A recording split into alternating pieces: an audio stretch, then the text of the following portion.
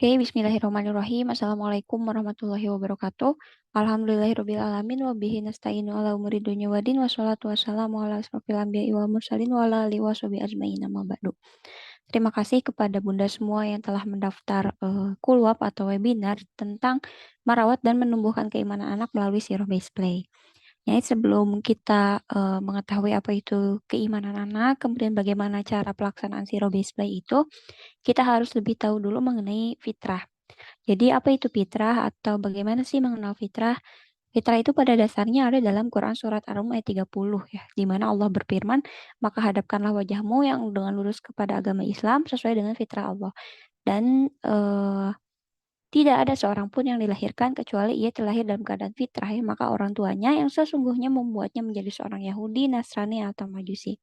Jadi pada dasarnya fitrah itu ada mencakup 3 komponen ya, yaitu ia cenderung baik, menyukai kebaikan dan akan selalu melakukan kebaikan.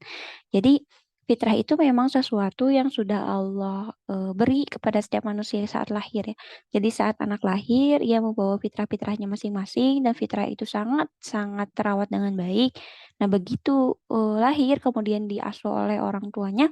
Nah, itulah yang jadi masalah. Biasanya fitrah anak-anak menjadi cedera atau rusak ya. Dan saat fitrah anak itu menjadi cedera atau rusak ya bahkan bisa menjerumuskannya menjadi seorang Yahudi, Nasrani atau Majusi. Jadi secara nggak langsung fitrah itu begini sih. Anak bayi itu setiap jam 3 atau setiap subuh tuh pasti nangis ya. Tapi orang tuanya ya terutama emaknya atau ibunya membuat dia tidur kembali dan itu membuat fitrahnya rusak. Jadi kalau misalkan anak bayi bangun nih malam-malam atau subuh-subuh itu tandanya sebagai seseorang harus sholat tahajud dan sholat subuh kan. Tapi karena orang tuanya major atau males atau ibunya masih ngantuk dan lain sebagainya, akhirnya udah deh tidur lagi, tidur lagi. Anak terbiasa dari kecil sampai usianya mencapai balik gitu ya, tidur terus-terusan atau tidur sampai siang. Nah, pada saat usianya sudah tamyiz ya, saat dikenakan kewajiban Islam kepadanya, untuk sholat subuh saja dia masih bangun kesiangan. Kenapa? Karena dibiasakan dari kecil bangunnya setelah subuh ya tidur lagi, begitulah kurang lebih ya. Terus anak tuh pas mulai empasi aja, dikasih brokoli di blender, wortel di blender, dimakan aja gitu. Tapi kenapa pada saat besar anak memiliki pilihan makanan sendiri ya. Nah, itu harus dievaluasi apakah mungkin kita memberikannya makanan instan, makanan pabrikan yang penuh dengan micin dan tidak sehat dan walau alam bisawab ya.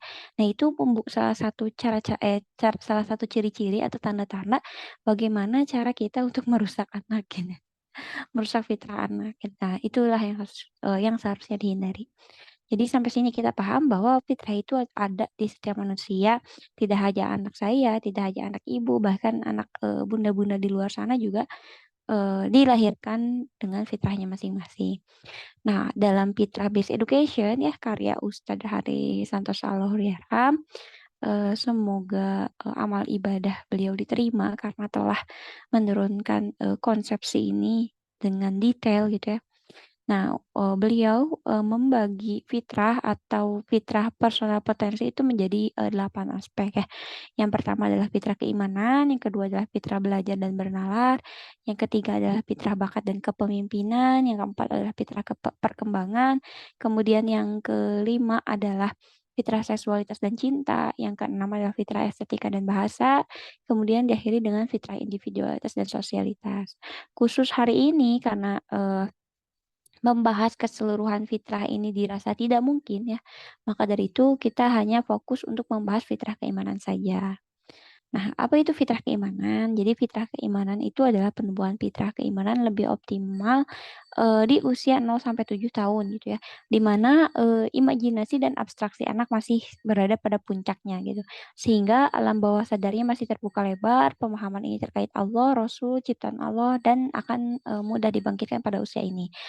Allah dan Rasulnya adalah sesuatu yang abstrak yang tidak bisa anak lihat, tidak bisa anak dengar, tidak bisa anak pegang. Bagaimana cara anak menyukai sesuatu yang abstrak ya pada usia 0 sampai 7 tahun ini? Karena under 7 tahun Karena under 7 tahun, abstraksi dan imajinasi anak sangat tinggi.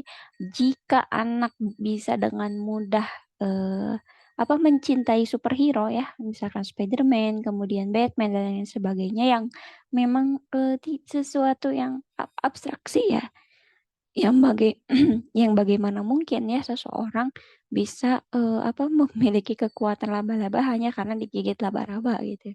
Nah, itulah salah satu tanda atau ciri di mana abstraksi anak semakin tinggi di usia 0 sampai 7 tahun. Bagaimana sih cara menumbuhkannya gitu ya? Nah, cara menumbuhkannya itu adalah menciptakan atmosfer kesalihan di rumah. Jadi mau nggak mau, suka nggak suka, memang fitrah keimanan ini terkait erat kaitannya dengan kesolihan di rumah. Bagaimana kesolihan ayah ibunya, bagaimana kesolihan lingkungan di sekitarnya gitu ya. Kemudian beri role model panutan. Nah, ini dia. Dari kecil sampai anak usia tamyiz itu pasti akan dekat dengan ayah ibunya. Dan bagaimana ayah ibunya memberikan role model panutan terbaik bagi anaknya, gitu kan pertanyaannya. Dan role model utamanya bagi sang anak itu adalah orang tuanya sendiri. Akan lebih mudah jika dikenalkan dengan aktivitas yang melibatkan anak. Misalnya bermain di alam, kemudian selalu menyentuh, meraba, merasa, mencium, dan juga belajar di kehidupannya tentang kehidupan orang-orang saleh seperti apa ya. Kemudian menanamkan pengetahuan tentang Allah dan pentingnya ibadah, memberitahukan pengetahuan tentang Nabi dan Rasul Allah untuk apa ini dipertebal karena ini merupakan aspek penting ya bagaimana keimanan anak itu akan menjadi sempurna jika anak sudah memiliki pengetahuan tentang Nabi dan Rasul Allah atau Allah gitu. Allah itu sendiri. Dan memberitahukan hal yang baik dan tidak boleh dilakukan menurut agama, seperti itu. Jadi, eee, selalu saya bahas dalam beberapa webinar yang saya sampaikan gitu ya, bahwa fitrah keimanan itu memang sesungguhnya tidak sesulit yang dibayangkan. Sulit-sulit mudah sih. Sulitnya memang, karena fitrah keimanan ini tidak bisa kita lihat ya bagaimana keimanan seseorang, tapi mudahnya adalah dari bayi saja, bayi itu sudah beriman gitu ya. Kan ingat, kisah jauh sebelum Nabi Adam diturunkan ke bumi, saat Allah memberikan ruh kepada Nabi Adam, kemudian Nabi Adam hidup ya, kemudian Allah mengelus tulang punggung Nabi Adam dan keluarlah ruh-ruh manusia dari sulbi Nabi Adam gitu ya. Ruh manusia dari mulai Nabi Adam diciptakan hingga hari kiamat nanti gitu, bagaimana roh-roh itu semua keluar dan Allah menanyakan persaksian mereka gitu.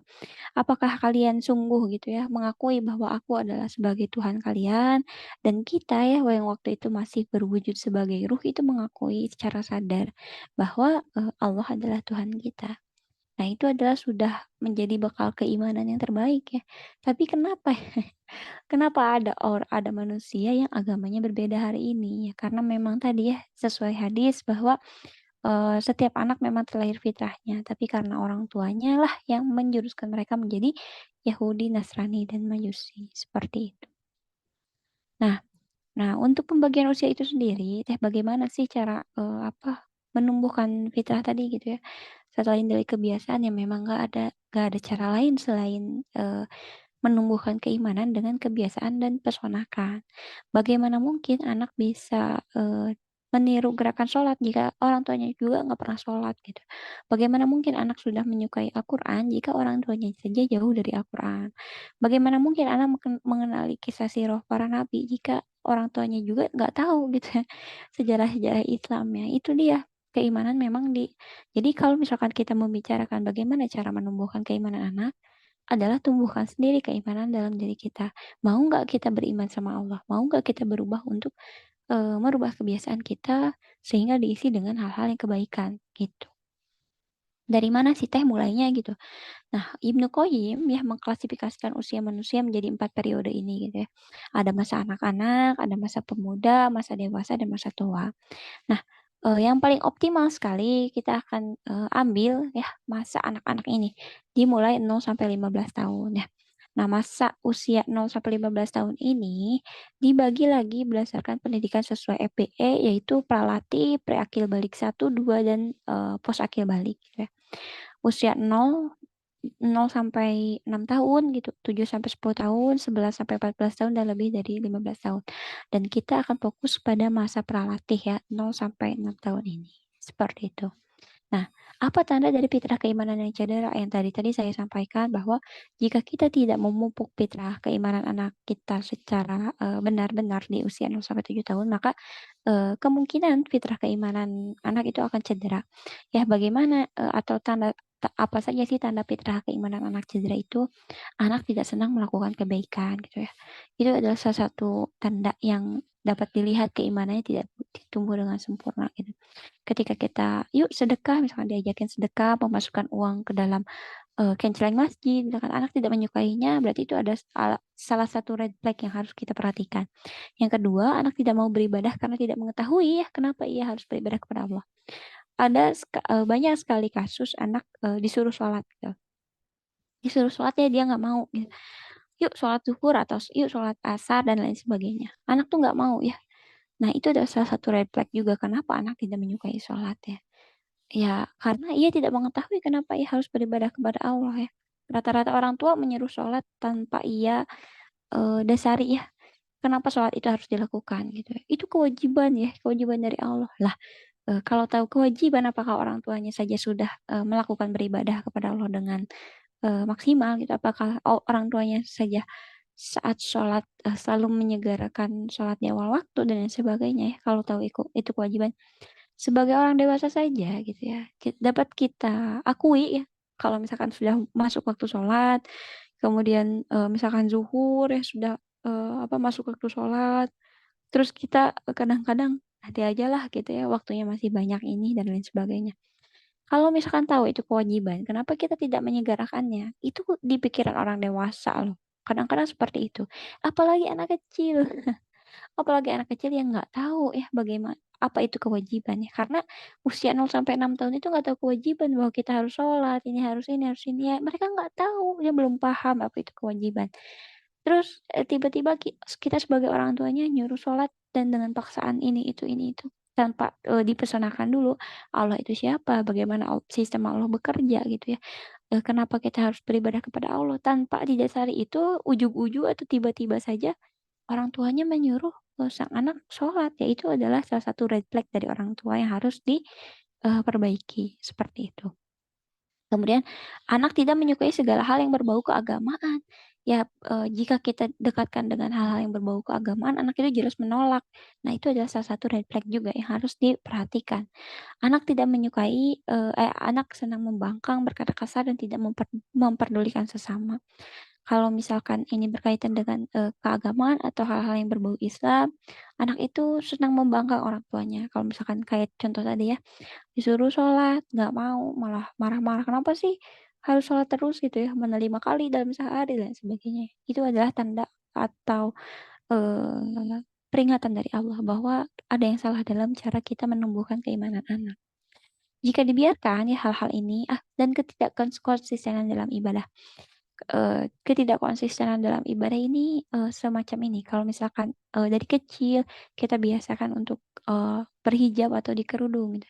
Misalkan tiba-tiba pada saat remaja memasuki usia dewasa, tiba-tiba buka kerudungnya. Nah, itu adalah salah satu cara keimanan kita, penumbuhan keimanan kita yang harus dipertanyakan gitu ya, bagaimana prosesnya. Sehingga membuat anak tidak memiliki kecintaan gitu ya terhadap hal-hal yang berbau keagamaan.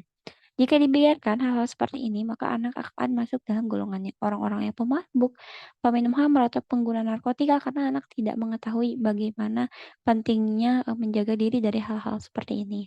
Kemudian anak masuk dalam lingkungan pergaulan yang buruk. Kemudian anak mudah sekali melakukan perbuatan dosa ya karena tidak ada rasa takut terhadap Allah, gitu, tidak ada kecintaan terhadap Allah. Dan anak sering meninggalkan perintah Allah. Ya inilah salah satu fitrah keimanan yang cedera, seperti itu. Nah, bagaimana cara menumbuhkan keimanan tadi yang sempat disinggung ya? Pada intinya ya, kenalkan dan pesanakan Allah, Rasulullah, dan kenalkan aspek-aspek Islam dan kebaikan lainnya melalui teladan dan suasana kesolihan. Itu yang paling optimal. Pesonakan, biasakan, dan beri teladan ya. Jadi pesonakan, biasakan, ajarkan, kemudian bimbing dan dampingi anak. Pesonakan apa? Pesonakan bahwa Islam adalah agama yang menyenangkan. Pesonakan bahwa Allah adalah Tuhan semesta alam. Pesonakan bahwa Rasulullah adalah seseorang yang harus kita contoh dalam segala aspeknya gitu ya. Pesonakan bahwa semua ajaran Islam itu benar. Pesonakan bahwa Islam tidak ada kekeliruan di dalamnya.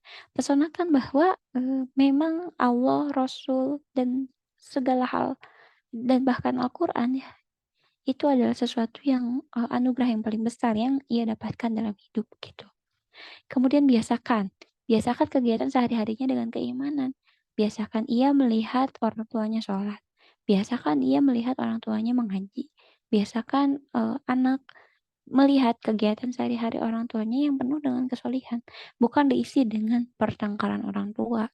Bukan diisi dengan sholat yang dilama-lamakan gitu ya waktunya. Atau dimundurkan waktunya ya. Atau sholat mepet waktu habis ya.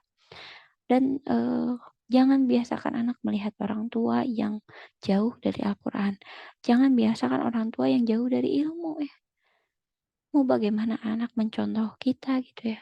Kalau misalkan memang kita tidak membiasakan ia melihat hal seperti ini. Biasakan anak ajak dengan kegiatan keibadahan. Kayak misalnya, oh, orang tua hendak mengaji, ya anak di pinggir, berilah Al-Quran kecil gitu ya, atau Iqra kecil, agar dia terbiasa matanya melihat ayat-ayat Al-Quran. Ini yang paling sering ditanyakan, teh bagaimana jika Al-Qurannya disobek oleh anak, teh bagaimana jika Iqra-nya disobek oleh anak, maka ambillah serpihan dari sobekan itu, kemudian nanti ditempelkan lagi atau dikumpulkan di satu tempat. Seperti itu. Teh apakah boleh Al-Quran disobek oleh anak kecil? Kalau misalkan niat kita untuk membiasakan anak kita dengan Al-Quran, ya tidak apa-apa. Asalkan serpihan dari kertasnya tidak membahayakan anak jika ditelan, kemudian kita harus sigap untuk membereskannya lagi. Jangan sampai serpihan Al-Qurannya terinjak-injak dan sebagainya. Dan gunakan satu Al-Quran khusus yang memang difungsikan untuk mengenalkan Al-Quran gitu ya. Memang ada perdebatan ya. Jangan sampai anak menyobek Al-Quran dan sebagainya. Tapi kalau misalkan menurut paham saya, silahkan boleh sediakan satu Al-Quran kecil yang mungkin sudah agak usang atau agak rusak. eh, Memang tujuannya untuk mempersonalkan anak terhadap bacaan-bacaan Arab yang ada di Al-Quran. Wallahu a'lam bishawab. Kemudian ajarkan anak tentang agamanya ya. Bagaimana mungkin anak bisa melakukan atau memiliki keimanan kalau misalnya nggak diajarin sama orang tuanya. Nah, nak sholat itu begini begini begini. Bagaimana alasannya? Kenapa ia harus sholat? Terus bagaimana melakukannya? Wudhu dulu, misalkan bagaimana gerakannya, apa isi doanya dan sebagainya. Bagaimana anak bisa melakukannya jika tidak kita ajarkan? Terkait dengan pengajaran ini memang bisa didelegasikan gitu ya. Kayak misalkan kita mengajari Al-Quran, ya udah kita masukkan anak kita ke sekolah yang memang fokusnya di Al-Quran dan lain sebagainya gitu. Ini bisa dibantu dengan pihak luar yang memang misinya sama dengan misi keluarga seperti itu. Kemudian bimbing dan dampingi anak dalam pelaksanaannya. Tentu saja kalau misalkan sudah kita ajarkan, dibimbing juga dan didampingi anaknya dalam pelaksanaannya. Nggak mungkin juga tiba-tiba kita sudah mengajarkan, ayo kita praktekkan secara langsung ya. Anak tuh butuh proses untuk mencerna. Anak tuh perlu dibimbing dalam pelaksanaannya. Jadi jangan sampai kita sudah ajarkan, terus tiba-tiba kita suruh, ayo sholat, terus pada pelaksanaannya anak dapat melakukan kekeliruan, langsung kita salahkan dan lain sebagainya, itu adalah tindakan yang keliru, seperti itu. Nah, saya tambahkan sedikit ya bagaimana cara Nabi mendidik keimanan anak ya. Nah, ini dia tuh, Nabi mendidik anak dengan yang pertama adalah menampilkan suri teladan yang baik. Ya karena tidak ada sebaik-baiknya pengajaran selain dari menampilkan teladan yang baik gitu ya. Kemudian selalu mencari waktu yang tepat untuk memberikan pengarahan kepada anak.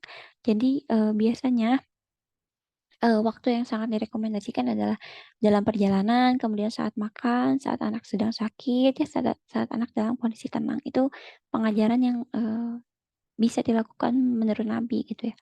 Kemudian cobalah bersikap adil terhadap anak dan selalu menunaikan hak-hak anak. Hak anak itu apa saja? Hak anak itu banyak ya. Hak anak untuk mendapatkan ilmu, hak anak untuk mendapatkan rasa aman dari orang tuanya, kemudian hak anak untuk dapat perlindungan dari orang tuanya dan lain sebagainya. Kemudian tidak berdoa keburukan pada anak ya. Sebaik-baiknya doa kepada anak adalah doa yang baik-baik gitu ya. Doa agar anak kita solid, doa anak kita menjadi orang-orang yang berada di dalam garis depan agama Islam dan lain sebagainya. Jangan pernah berdoa untuk keburukan kepada anak karena itu eh, ak- sebaik-baiknya doa adalah doa orang tua ya. Bagaimana jika orang tuanya mendoakan keburukan? Nauzubillah min dzalik ya. Nah, ada juga ya rumus 7 kali 3 ala Ali bin Abi Thalib ya, di mana 0 sampai 7 tahun pertama orang tua sebaiknya melayani anak disertai dengan sikap lemah lembut, tulus, sepenuh hati mengasuh anak. Tapi bukan berarti ya harus memanjakan anak ya, tetaplah bersikap tegas dan penuh kasih sayang. Di usia 7 sampai 14 tahun atau 7 tahun kedua, mendidik anak ibaratkan seperti tawanan ya, baru dari sini dikenakan kewajiban, kemudian diajarkan hal-hal yang hal dan mendapatkan haknya secara proporsional seperti itu. Nah, pada fase ini juga biasanya mulai ada hukuman dalam mendidik anak. Kemudian usia 14 sampai 21 tahun, kalau misalkan berdasarkan konsep FBE, usia 15 tahun tuh anak tuh sudah lepas dari kita gitu ya. Dia sudah bisa menentukan kehidupannya sendiri. Kemudian telah mencapai usia akil balik, dia seharusnya sudah menentukan ya arah hidupnya mau kemana. Itu di usia 14 tahun atau usia 14 lebih gitu ya, lebih dari 14 tahun. Nah, bagaimana juga cara sahabat mengasuh anak? Cara sahabat mengasuh anak tuh biasanya dengan bermain juga gitu ya. Rasulullah bermain dengan anak-anak ya, misalkan berlari, petak umpet, dan bermain di halaman masjid. Kemudian sikap Umar bin Khattab terhadap anak-anak bisa kita lihat bagaimana beliau mengajarkan bela diri, kemudian seni berpedang dan lainnya. Kemudian bagaimana saat Ali bin Abi Thalib mengasuh Hasan dan Husain gitu ya, dengan daily activity ya, mengerjakan berbagai hal secara langsung, kemudian bersosialisasi dengan para sahabat lain ya. Dan biasanya ya, ketika para sahabat mengasuh anak ini dilakukan di halaman masjid seperti itu. Kenapa Nah, orang-orang sholat sama batu ya? Nggak boleh sholat sama batu, nggak boleh. Sholat kemudian ada Nabi Nuh yang datang sama mereka. Lihat ada burung. Iya, Nabi Nuh ngajak sholat. Hayu kita sholat sama Allah aja. Tapi hanya sebagian. Mereka nggak mau kakak. Nggak mau sholat. Maunya sholat sama batu aja. Boleh nggak sholat sama batu kak? Nggak boleh. Nggak boleh. Kita bikin kapal mau? Mau nanti aja. Nanti iya, nanti udah baca buku kita bikin kapal ya. Nah, di atas gunung bikin kapal. Oh ya, di gunung bikin api. Onen. Iya. Kuning onen. Diketawain tuh, lihat diketawain sama mereka, diketawain Nabi Nuhnya kok bikin kapal. Nanti jerapah, gajah, kudanya dimasukin ke kapal. Nanti bakal ada banjir kak. Kalau yang nggak masuk kapal nanti kena banjir. Nah, ini adalah salah satu cara ya bagaimana kita bermain dengan siroh gitu ya. Siroh itu luas ya, ada dari zaman penciptaan alam semesta, kemudian kita masuk kepada para nabi, kemudian kisah sirah nabawiyah di sekelumit kisah kehidupan Rasulullah ya, kemudian kita masuk ke zaman para sahabat, khulafaur rasyidin, kemudian makin ke sini sejarah itu semakin hari kita semakin mencetak sejarah begitu kan. Nah, yang harus dipertanyakan adalah kalau misalkan kita mau bermain dengan siroh, siroh apa yang mau kita ajarkan kepada anak gitu ya. Kalau misalkan saya di sini mengambil siroh kenabian gitu ya, kayak Nabi Adam sampai Nabi Muhammad Shallallahu Alaihi Wasallam. Contohnya saja, eh, kalau misalkan kita mau bermain berdasarkan siroh, kita nih harus punya dulu targetan. Kisah apa yang mau kita ceritakan atau ajaran pada anak, kemudian bagaimana kisah tersebut dapat diaplikasikan sebagai ide bermain.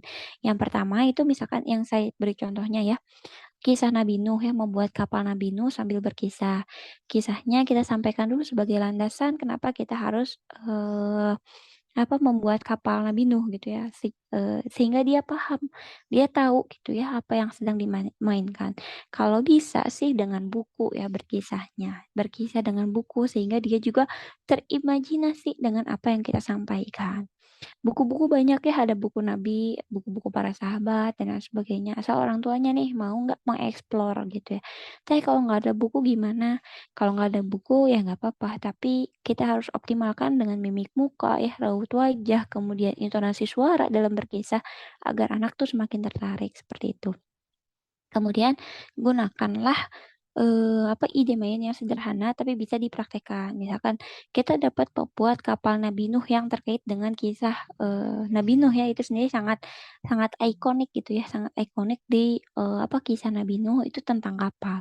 Ya udah kita bikin kapalnya gitu ya. Terus dia juga harus mengetahui kenapa hewan-hewannya dimasukkan gitu ya, kenapa dia harus membuat kapal ini dan lain sebagainya. Meskipun ya pada dasarnya dia pasti paham gak sih Teh gitu ya tentang kisah yang kita sampaikan. Eh, paham betul sih mungkin tidak, tapi menjadi kenangan dan menjadikan dasar ilmu sih pasti iya. Karena anak akan mengingat, oh aku pernah membuat kapal, kapal Nabi Nuh. Nabi Nuh tuh juga membuat kapal di atas gunung, misalnya seperti itu. Dan kalau misalkan berkisah, jangan gunakan bahasa yang baku yang digunakan sebagai kisah orang dewasa.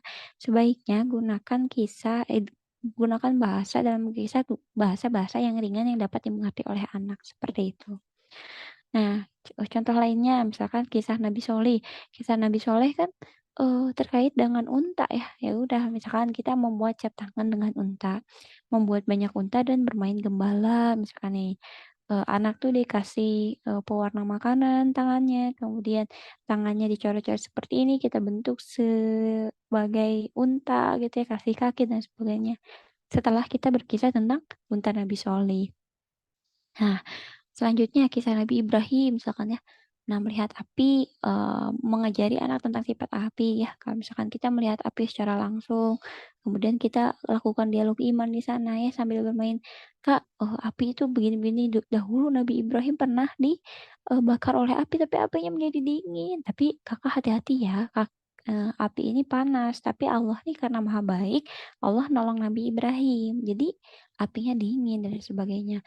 Membuat api bilik jadi dari kertas, kertas apa ini, kertas wajit ya disebutnya, kertas wajit, kemudian gunakan dus-dus bekas ataupun apapun, kita pura-puranya membuat api gitu ya, dari kisah Nabi Ibrahim, seperti itu. Ya, kesimpulannya dalam 1/3 Al-Quran itu isinya adalah kisah. Tentu saja Allah ingin kita belajar dari hal tersebut ya, nggak mungkin Allah menyisipkan 1/3 isinya Al-Quran itu kisah semua. Nah, dari hal tersebut ya kita harus mengambil pelajaran tentang segala hal dari kisah yang sudah Allah sampaikan.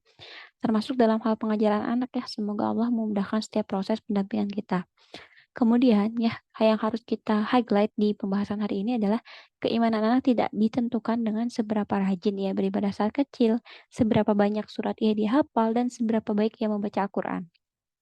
Karena keimanan itu sifatnya long lasting ya, artinya selama ia hidup, maka keimanan akan selalu ada di fase naik turunnya.